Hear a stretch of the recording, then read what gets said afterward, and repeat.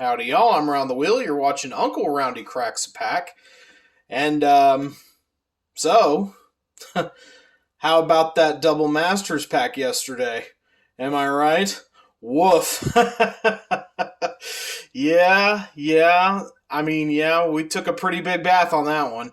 And for the time being, I have indeed been well and truly spooked back into more familiar, budget friendly waters. But you can't take it personal. If you're going to buy what amounts to a sealed lottery ticket with 12 or 15 or 20 pieces of cardboard inside, you can't take it personal. You just got to pick yourself up, rub some dirt on it, walk it off, all those other trite little inspirational phrases that your dad would pull out when you were in Little League to try to get you to, please, for the love of God, just stop crying. People are watching, they're starting to stare. All that good stuff. So here we are, back at Kaldheim, back getting our sets boosted, seeing if we can pull something good out of a Kaldheim set booster. We got a list card, we know that much, so that's a happy day right there.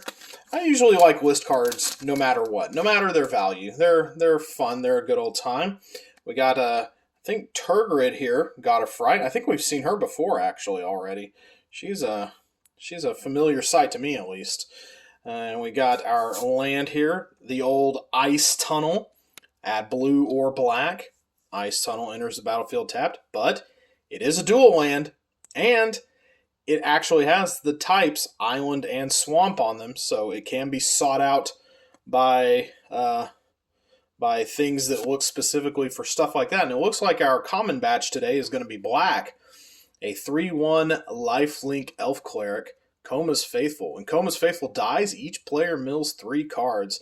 That's fun. I always like mill. Never works out quite as well as I would want it to, but I still like it all the same. Death Knell Berserker. When Death Knell Berserker dies, if its power was 3 or greater, create a 2/2 black zombie berserker token. Interesting. Gotta buff it to get the little reward out of it. Elder Fang Disciple. Each opponent discards a card when it enters the battlefield. I like making people discard things. Feed the Serpent. Exile target creature or planeswalker. And doesn't get much more straightforward than that. That's not too bad for 4 mana.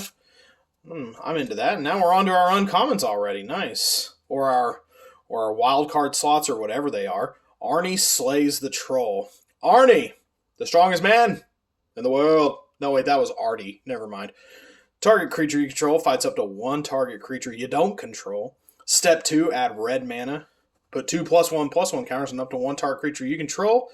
And step 3, you gain life equal to the greatest power among creatures you control. Interesting.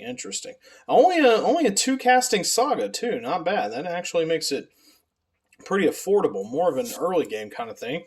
Rootless You, I think we've seen that before.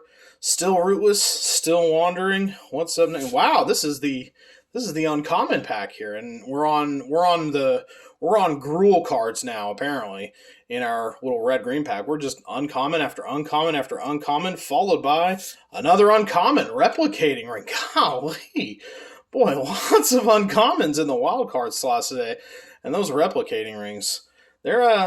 That's kind of a cheap card right now, but if you read that rules text, I think that replicating ring could get pretty crazy if you let it get out of hand. Let's see what we're up to. A mythic. Oh, what are you? A borderless battle mammoth. Green +3, a 6/5 elephant with trample. Whenever a permanent you control becomes the target of a spell or an ability an opponent controls, you may draw a card. Look at Mr.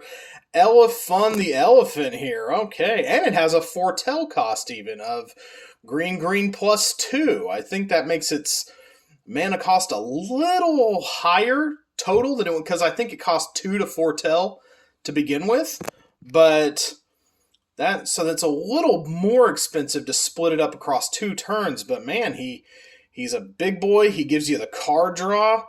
I like you, Battle Mammoth. You are going straight to the binder, and we still have a list card to pull. That's a nice one right there. I like that very much. And coming back, we got Shimmerdrift Veil. Okay, and I think think there's 2 cards left. I think there's, oh yeah, we're still not to our guaranteed foil yet, which is a common. Behold the Multiverse. Very shiny. It's a common, but it's a pretty one. And our list card today is, what have we got? Gatekeeper of Malakir. An uncommon, black, Vampire Warrior with a kicker cost of black. When Gatekeeper of Malakir enters the battlefield, if it was kicked, target player sacrifices a creature. Not too bad. I've definitely got a few builds I could use that in. But, alright, here we go. We got a fun little list card, and we've got Pomp. We got the elephant trying to take up the whole show here.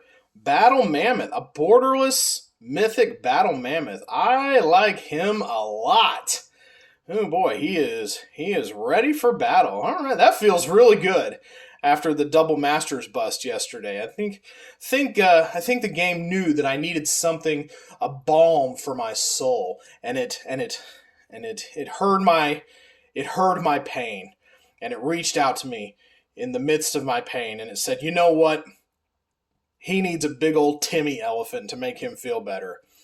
And sure enough, the gods of Kaldheim came through for me. Nice card. I'm going to call today a win, regardless of whatever this is worth, regardless of whether it pays for the pack or what, But all right, Mr. Battle Mammoth and I say have a good day.